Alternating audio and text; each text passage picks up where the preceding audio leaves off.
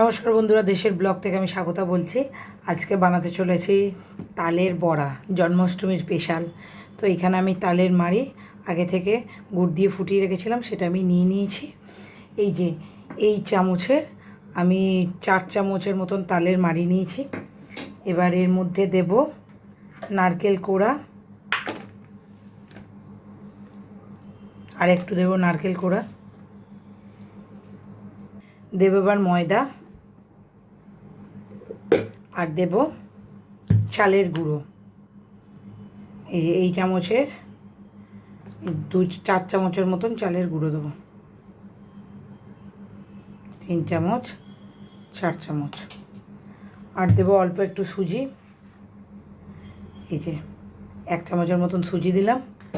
আর দেব একটু মৌরি। এবার এটাকে হাত দিয়ে একটু ভালো করে মাখিয়ে নিই, তারপরে গুড় দেব।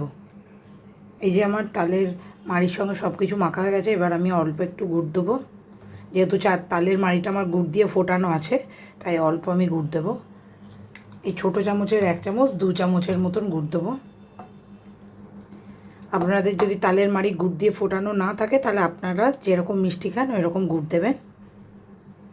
গুড়টা দেওয়ার পর এটাকে ভালো করে মাখিয়ে নেব। অল্প একটু নুন দিলাম, একদম অল্প। এবার নুনটাকে এর সঙ্গে ভালো করে মাখিয়ে নেব। আমার তালের মাড়িটা মাখা হয়ে গেছে। এইদিকে আমি সাদা তেল বসিয়ে দিয়েছি। তো জানি এটা সর্ষের তেলে ভাজলেই বেশি টেস্ট হয়, কিন্তু আমি একটু সাদা তেলে ভাজছি, যেহেতু আমার ঘরে সর্ষের তেল খাওয়াটা অনেক কম, তাই আমি একটু সাদা তেলে এটাকে ভাজবো। তেলটা গরম হয়ে যাক, তারপরে তালের বড়াগুলো ভেজে নেব। তেল গরম হয়ে গেছে, এবার তালের বড়াগুলো দেওয়া হচ্ছে।